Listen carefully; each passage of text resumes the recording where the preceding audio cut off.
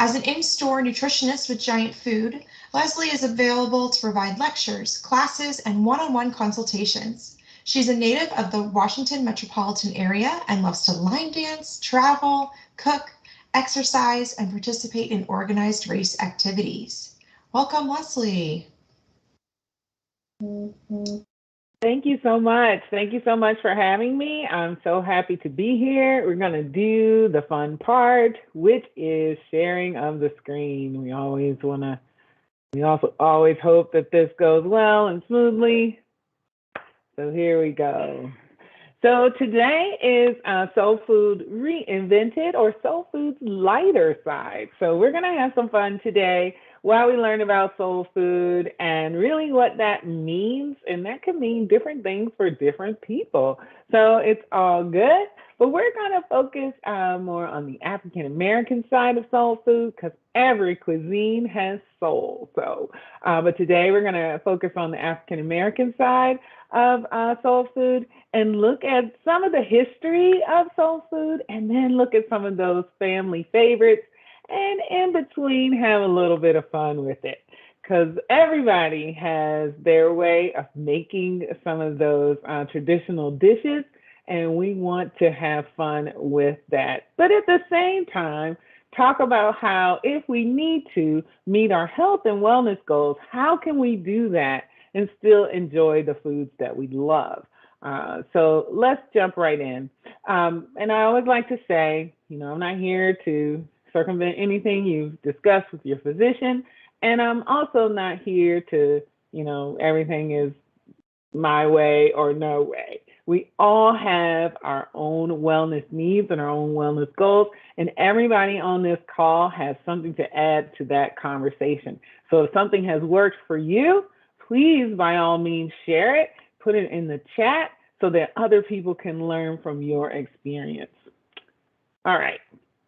So a brief history just about soul food in general. Soul food is really a healthful cuisine. It is really made up solely of, vegetables, lentils, a lot of tubers. What we call tubers are potatoes and sweet potatoes, yams, and then using meats as a way to season those foods, or to have on the side. So it depends on which part of Africa you do your research from, but generally, if we're looking at the West African region, we used a lot of dried meats, a lot of smoked fish. So a lot of the techniques that we now use in cooking here in the United States really originated from some of those techniques and traditions that came from Africa. So many of our recipes and things that we hold dear here in the United States really started because of a need to make foods taste better, especially something like barbecue. So barbecue is one of those traditions that, we just can't live without in the United States, but it was generally utilized because people and enslaved people were giving foods and meats that were, just inedible. And so that slow cooking, either in a pot or over an open flame or over flame, helped to make those meats more digestible. So there was a way to also give those meats flavor, and it helped to make sure that people had food that they could eat. So many of the times when we hear about, soul food and, how bad it is for you and this, that, and the other, traditionally the food was prepared very simply, but very flavor, with a lot of flavor, with a lot of herbs and spices. And the origination of the barbecue sauce really came from that. That's why we enjoy barbecue so much. That vinegar helps to bring up the flavor, tomatoes and flavors. Peppers were used to mask maybe the taste and maybe some of the smells that came from some of the meats that are considered a little less desirable. So that's something that we can really put in our back pocket as a way of preparing foods that originated during slavery.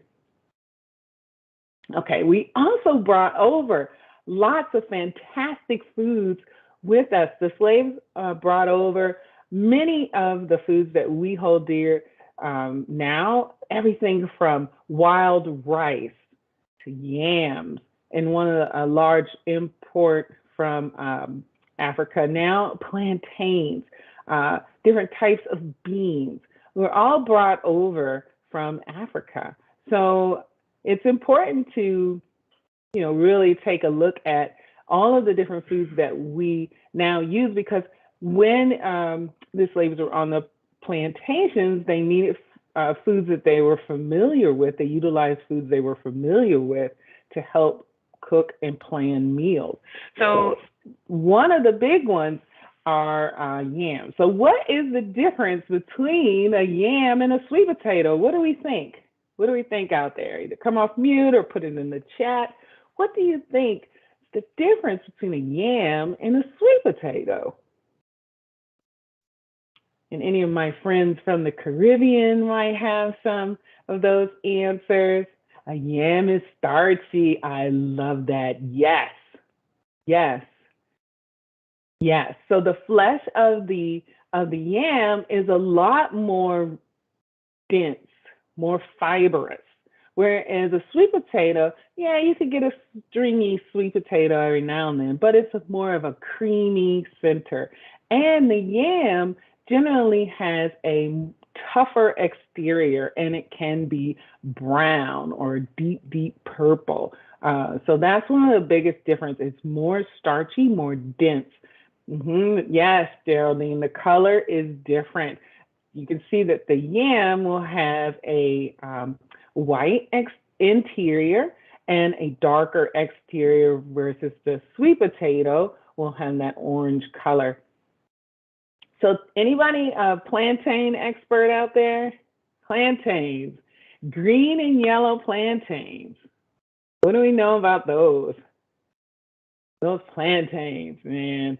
Any good plantain cookers out there? I am the worst at cooking plantains. Can't get them right to save my life. So I'm going to show you some cheats in a few minutes. So our plantains, you can use them in various stages, from green to black. And of course, just like a banana, they are in the same family as bananas. But just as a banana, when it's green, it's not as sweet, right? Just like you would use your green bananas in your banana pudding, right? Because you don't want that bitterness in there. So our plantains is just the preparation method, the cooking method will be different. You can boil these when they're green, because they're a lot more firm, versus when they are black, and that's when they're sweeter, and you can roast them in the oven a lot easier. Or I think you can fry them. You probably want to pick this middle one for the frying, just to make sure things don't fall apart. But some cheats, if you want to cheat a little bit, you could get those steamable sweet potatoes in the bag for some quick cooking sweet potatoes. And this is one of my favorite cheats ever, this Goya frozen plantains. If you've never tried those and you like plantains to get that little bit of sweetness in your meal, easy, easy, easy. I always have them in my freezer. Goya plantain, just the long, you get like 4 in a pack, microwave them. They are on point, always. All right. So with today's soul food, this is where you get into a lot of that conversation. Too much sodium, too much fat, too much salt, too much. And yes, these things can impact your health. But the one thing that we all have is control over the different seasonings that we use, and trying to cut down on salt, cutting down on fat, all goes to the flavor of our food and choosing items that can help to lower those numbers. And when we eat out, if we're eating out and we're eating soul food out, it could tend to have a higher fat content or a higher sodium content. So we're going to go through a few ways to help you to lower some of those areas.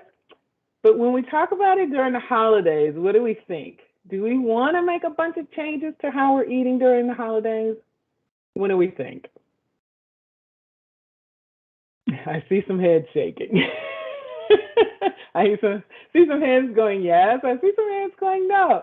You know, when we are really talking about a soul food, especially in the holiday season, that's when those traditions come out. So please keep that in mind, that those traditions we have, and I think I said this a couple of weeks ago, we have major holidays, right, and your birthday. So we have about a week's worth of time where we should have some fun, let our hair down. And then we have 345 other days of the year that we can really focus in on our wellness goals. So take some time to enjoy the holiday season, enjoy those family traditions. Yep, and yeah, you want to have all the food. Yeah, I agree. I like to have the food too. And we're going to talk about that. Thanks for bringing up the portion size because that's important. So soul food should never be considered bad for you. It's a delicious food that brings people together to connect with each other. So it should be filled with flavor and tradition. We just want to make it healthy for us, for our hearts, and for our spirit. So keep that in mind as we go through this presentation. So in today's discussion, we're going to talk about healthy soul food your way. Healthy soul food. But, we want to make it the way that healthy is for you. Each one of us has different goals. And we're going to have a few quiz questions in there. So this is going to be broken down into 3 sections. The first one is rethinking your plate. And next up will be simple swaps. Then how to kind of refresh those family classics if you so desire, especially on those other 345 days out of the year. All right, rethinking your plate. We always got to start with the plate. Have plate vegetables. Nothing has changed. Nothing is different. And it's easy to do. It's easy to do when we think about soul food. So put in the chat some of those vegetables that you always like to have during the holiday period, especially something that can help you make half your plate vegetables. We want to go with a 1/4 plate protein and then a 1/4 plate of those whole grains. Turnip greens, I see you. I love turnip greens. Yes, those greens. Got to get those greens in. Love them. In my house, my husband makes the greens, collards. Yes, I look forward to his greens. So somebody has to be the green maker. I love it. Collard greens, kale, corn, green beans. Fantastic. Love seeing all of that. So we also, with the holidays, we want to think about what's on our table during the holidays. So that buffet per se, especially now that we're all able to get back together, and if you're planning that type of holiday time together and people are bringing different dishes and you want to maybe kind of orchestrate that, make sure that you've got a lot of your table full of, who cares how many different styles of greens you got on your table, as long as they're good, right? We want to make sure that everybody gets the opportunity to make that plate, half plate vegetables.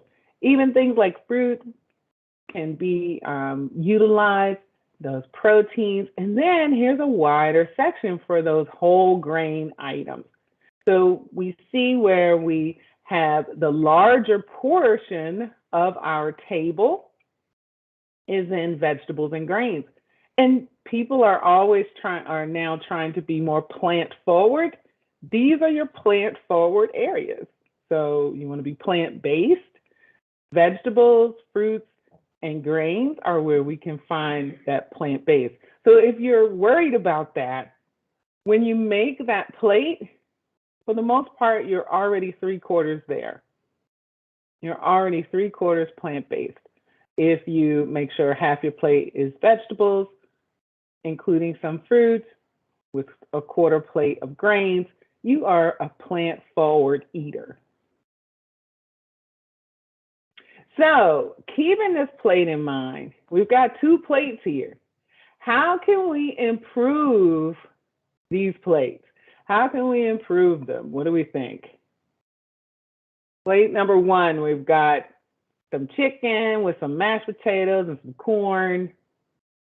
And plate number 2, we got some mac and cheese and some green beans. Looks like some neck bones here. What do we think?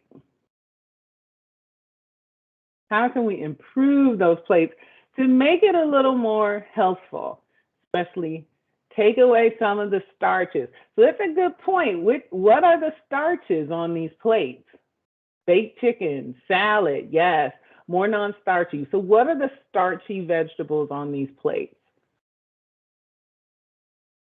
Who wants to share? The corn. Whole grain mac and cheese. The mac and cheese, yes. So especially in plate number 1, we have corn and mashed potatoes together. That's 2 starchy vegetables together. When we're trying to nothing wrong with them individually, but when we combine them together on a plate, and we do that regularly, that's 2 starchy vegetables on a plate. We always want to introduce a leafy green vegetable. So have one or the other, especially if you're going for weight loss or diabetes control.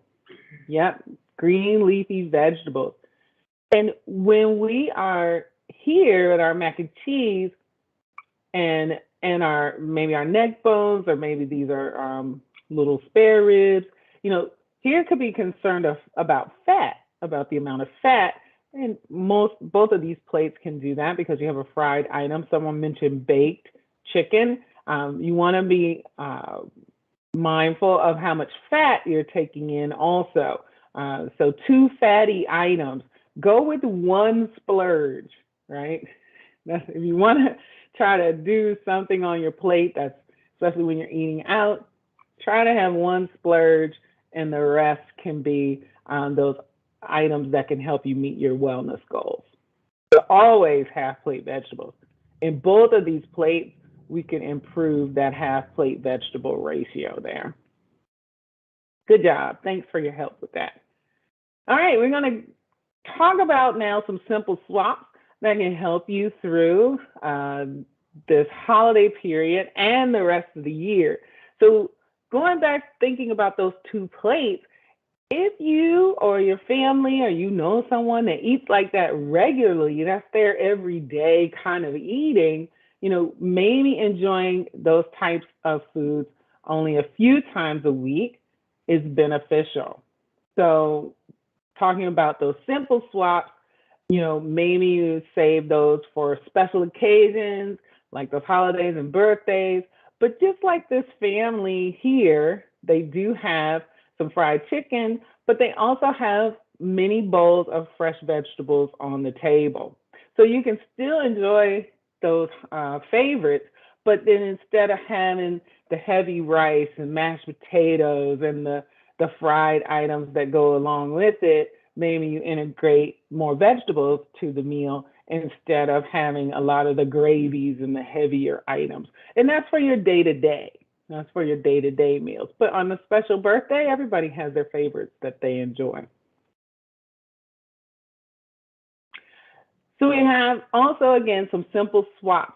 So instead of pan frying or frying vegetables and meat, sauteing and oil all the time, what else can we do? What else can we do to swap things out on our day-to-day? How else can we prepare some of our meals? Bake, definitely. Roast, grill, Now, I know some of you got some special gadgets at home. There we go, that air fry. Special gadgets. Bring out. I've been thinking about getting one of those Ninja Grill air fry things. So If anybody has one, put it in the chat how you like it. But yes, those are definitely ways that you can introduce different meats and ways of preparing your foods for the table and make that table more healthy.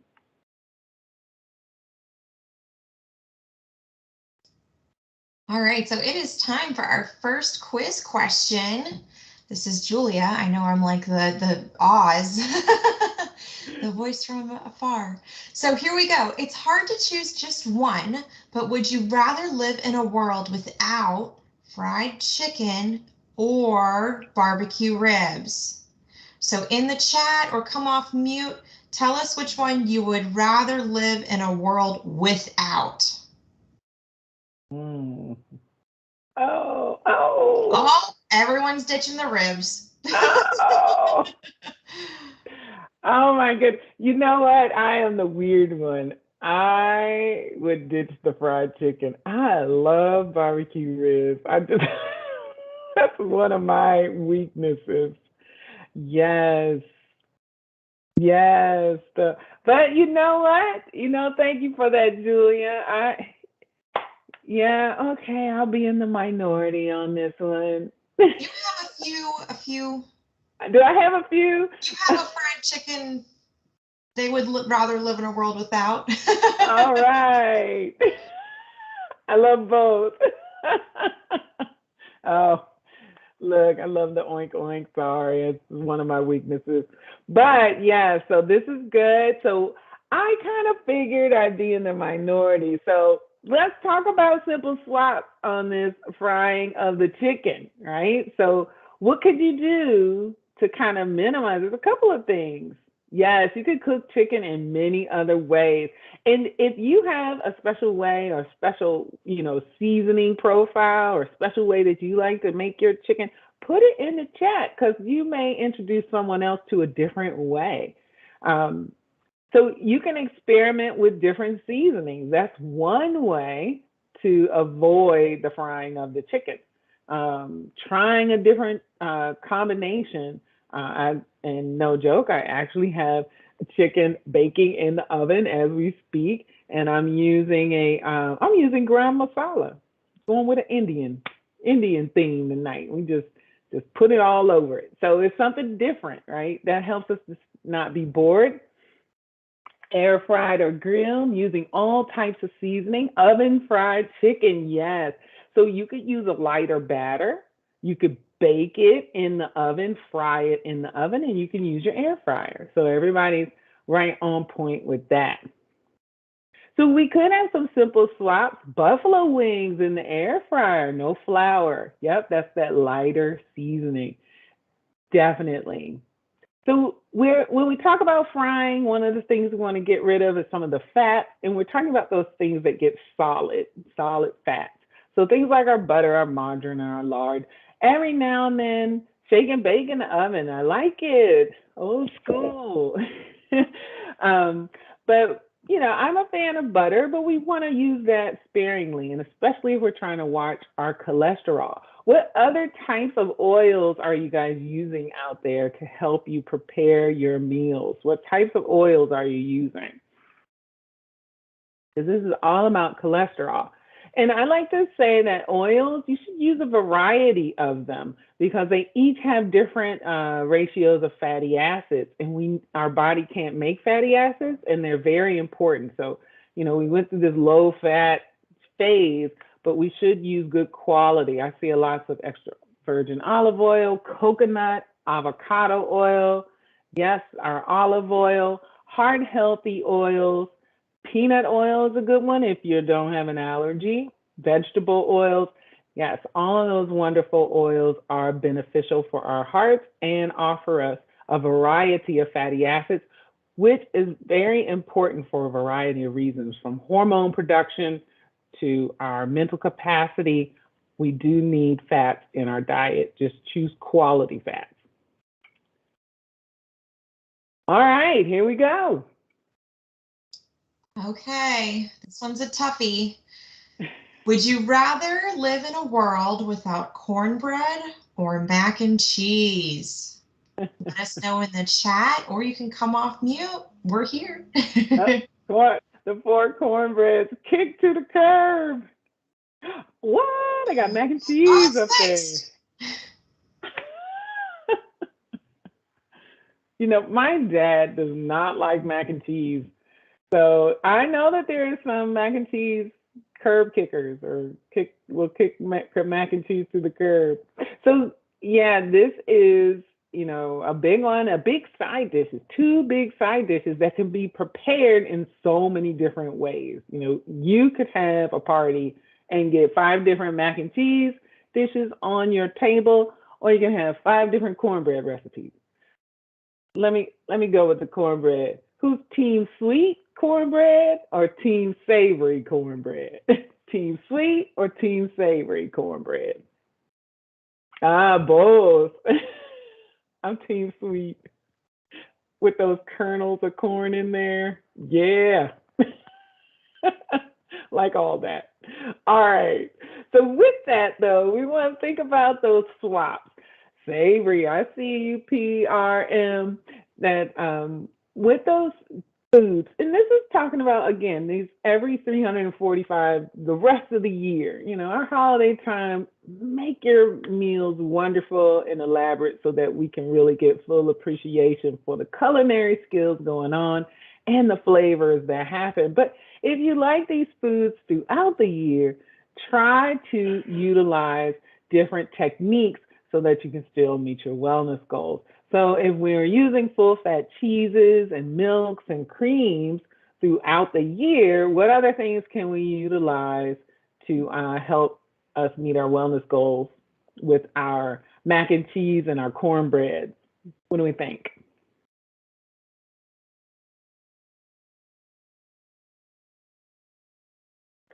Uh-oh, it's quiet.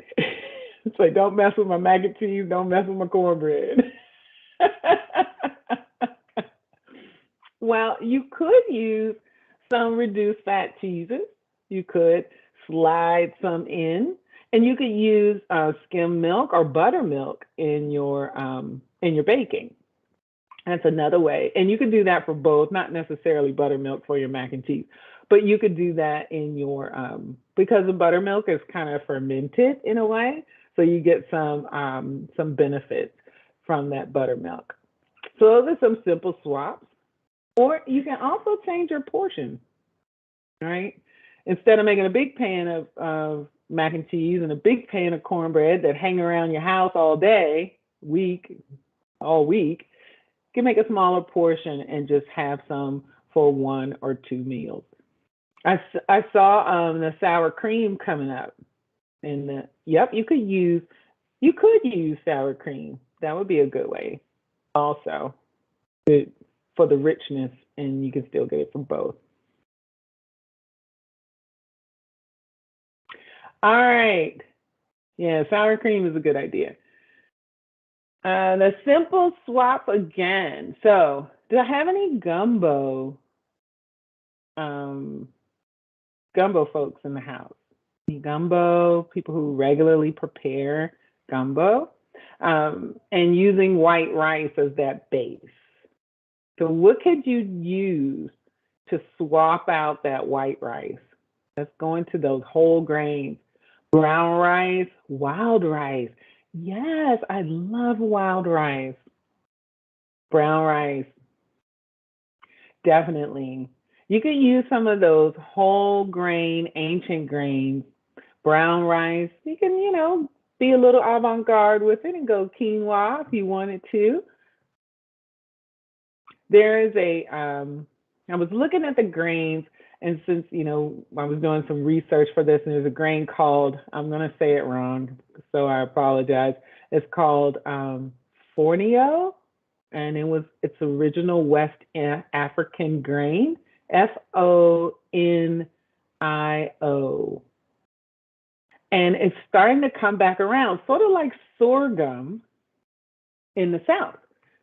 Sorghum could be used as a grain, as a sweetener, as a snack, like popcorn also. So we had that, and I was looking it up online, and you're starting to see that I think it's Fornio. I think that's I'll put it in the chat. Stop talking and put it in the chat. But all those things that you said were correct. You can change out that white rice for the brown rice and to increase your whole grain intake. So you can increase those whole grains. Maybe if your sauce is very rich, have a little less sauce, a little more fiber in the diet when you increase those whole grains, and that's what we want more of because we need a healthy plate.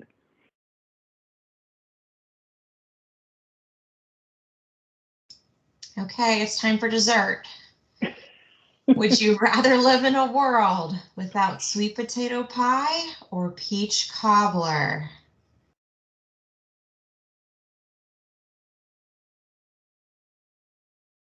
Oh, so far pie is getting dropped.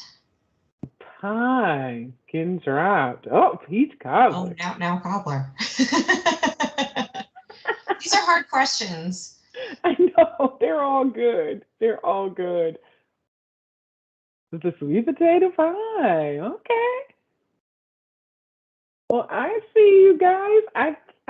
I think I'm on team peach cobbler too. So love peach cobbler. I could live without sweet potato pie. Peach cobbler is so good. It is a hard one. And you know what? You can easily say they're both made out of fruits and or vegetables. So it's a healthier option for you until you add all the other goodies that go along with it. But, it's important to, think about the holidays. This is one of the most challenging things that happens during the holidays, especially if you're planning large gatherings or if you plan to eat around during the course of the holiday. And generally, if we were together as we would normally be, we may be experiencing a little bit of partying. And then you may find yourself faced with a lot of different types of desserts. So what are some of your techniques to help you when you're facing the dessert table? How do you tackle the dessert table? The dessert table can be a little dangerous. I know I have some techniques that I like to use. You may eat a first. Portion size, smaller portions, definitely. And do I have any bakers on the call? There are folks out there that will be baking, and that's their primary way that everybody's going to look forward to their pound cake or their banana pudding or their, sweet potato pie. If you're one of those folks, you may consider, making mini portions to help your family members out. So watching your portions, having the mini portions, or you could bring a dessert type that helps you to meet your goals. That means you take control of that. Give yourself time to digest the main meal. Definitely. Are you full and satisfied from your main meal? Step back, then step in again when dessert time comes around. But you can always bring something that helps you to meet your goals that satisfies your sweet tooth, and then that can also help the rest of the family. Hopefully, that's where that fruit can come in on that buffet table. If you wanted to make a fruit-based dessert that was not the cobbler, but you can make many different types of fruit-based desserts that could be tasty and helpful to your goals. All right, more swaps. Instead of removing your signature ingredients, if everybody comes to your holiday gathering and expects your potato salad, should you, during the holidays, make it a lot more healthier? Will you have a lot of sad faces around the table? Probably. No, I agree. No. Because everybody's coming to have that meal. That's where the traditions come in. And that's where, when I get these presentations, can you tell us how to make a healthy holiday? I'm like, do we really want a healthy holiday? That's where it's important to make sure you're managing your eating habits throughout the year. So you can bring your proud dish, you could be proud of it, put it on the table, and then everyone's going to know what they're going to get and excited to receive it. But because this is a healthy holiday presentation, I gotta say, maybe you make a smaller portion of it. Maybe you eat less of it. I don't know. But during the holiday season, I say go for it. Have fun with your family. Yeah, during the rest of the year, yeah, go for that light mayo. Or if you really want to experiment, you could see how your dish comes out utilizing maybe half and half. You could test it out. Yeah, you could test it out. And, that can always help you make a healthier option for the table.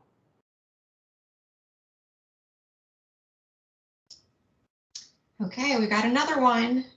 Would you rather live in a world without sweet potatoes or hush puppies?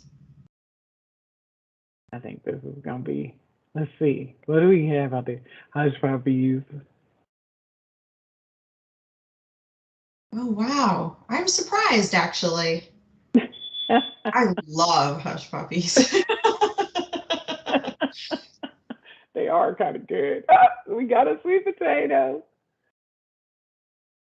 There's one sweet potato. All right.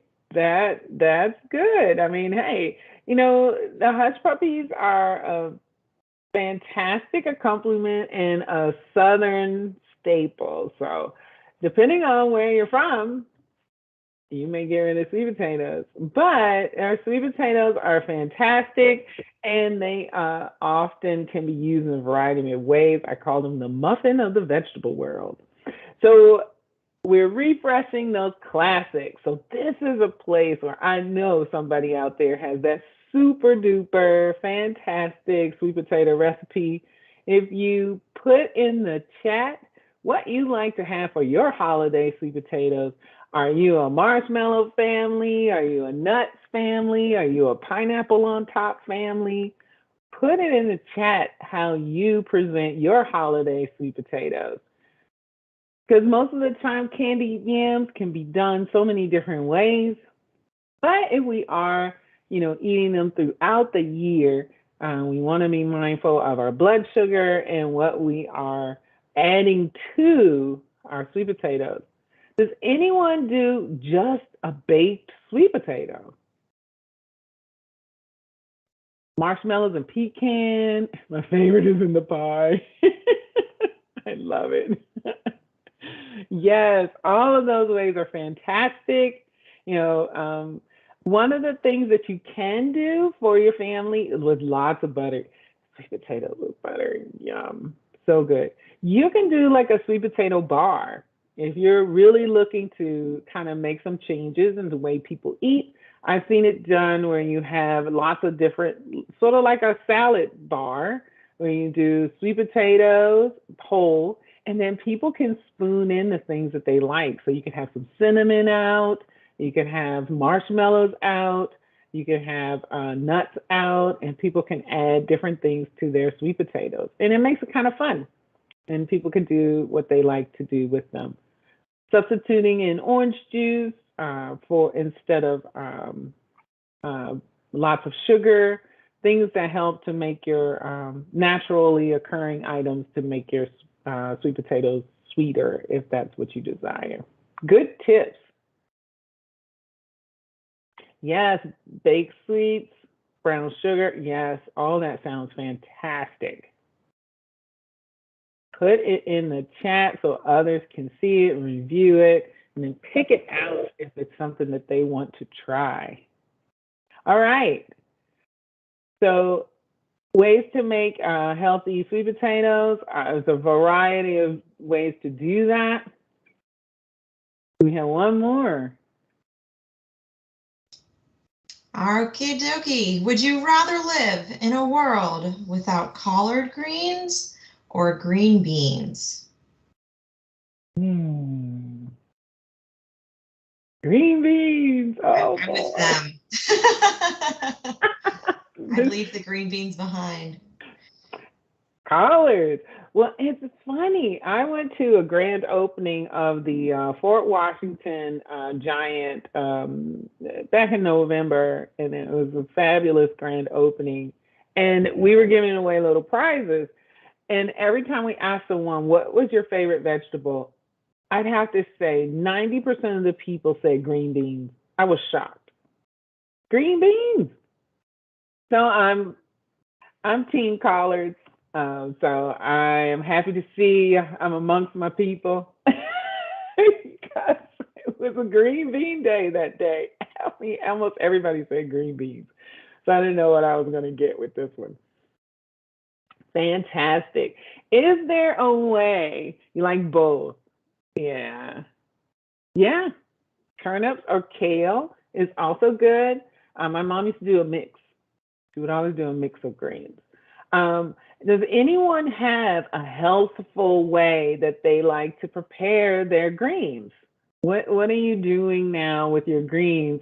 And because not everybody has time to clean all the greens, put them in the pot, cook them for hours. What are we doing differently now with our greens? And put in the chat if you use frozen greens. I know that's kind of like a stir fry with olive oil. Good. Definitely. Saute, yes. Little water, chicken stock. This is the way that we can make, yep, gourd greens. This is the way that we can make them a lot more, you can make them palatable, quick. They don't always have to be, yep, buying them a bag, add turkey necks, that water, that steam saute method. And don't sleep on the frozen. You could take those frozen greens, marinate them in advance, and as they melt, as they come to, they lose that frozen temperature. All of those seasonings soak in, and then you can do a quick flash saute. So I've tried that. I learned that at a person had to cook for lots of people, and that's the way he flavored his greens, with frozen, and then he seasoned them while they were frozen and put them in the refrigerator and let that seasoning soak in and did a quick saute, and they were delicious. Just for quickness. I know we're all talking about we want to be convenient and fast, so it's a good way to do it also. All right. And Glory does have a simply seasoned line. So you could get the Glory greens that have less sodium, and it is a lot less sodium. If you compare next time you're in the store, you can compare the two. All right. So, we got a pecans and pineapples coming up. I guess that's for our sweet potatoes. Pecans and pineapples. So we also can refresh those family classics, and a lot of those. Anybody use the slow cooker for their greens? Put them in or now we have the Instapot. Yes, low sodium, reduced sodium line. Definitely. You can use your Instapot now for your greens. You can use a slow cooker for greens. And then adding that acid and the red pepper really helps to bring up the flavor and helps you to use less salt. Chicken broth or vegetable broth is also a great way to usually do a lot of flavoring with some of the high sodium meats throughout the year, right? If we're talking about throughout the year. But by all means, I'll take a ham hock on New Year's Day with my black eyed peas. Yes, I will have all that. Thank you. All right. So I think this is our last one, Julia. Okay. Last one, maybe best one. Would you rather live in a world without gumbo or jambalaya? Oof. Both.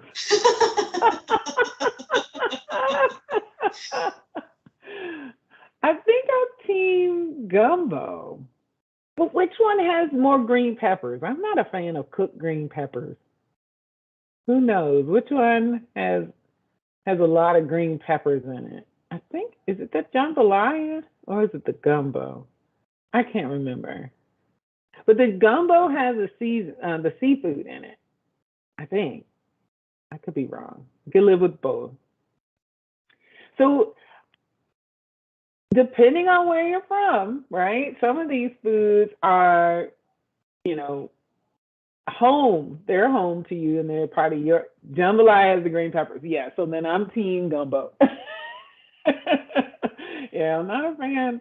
Yeah, I'm not a fan of cooked green peppers. I don't know what's going on with that, but yeah. So our gumbo and the jambalaya, they represent those one pot meals. A lot of times, our on the plantation, they only have one pot, so they throw everything into the pot and try to create the flavors. And it was a lot of times was what they had on hand. So that is what makes these two meals very, very precious to soul food and to cooking. Yes, don't trust everybody's gumbo. Yeah, and there's techniques to all of these different dishes, from the roux that you have to make. There's techniques to all of this because it goes back to getting that flavor out of the foods that they had. So thank you guys for participating in the little quiz.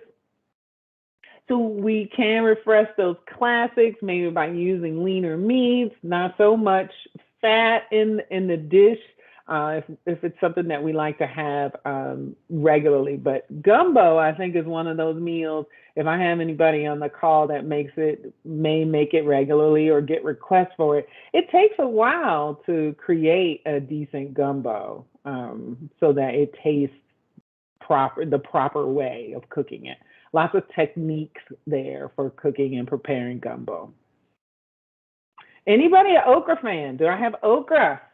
That's another one of the vegetables that came across from Africa. Oh, good. I'm glad you had fun.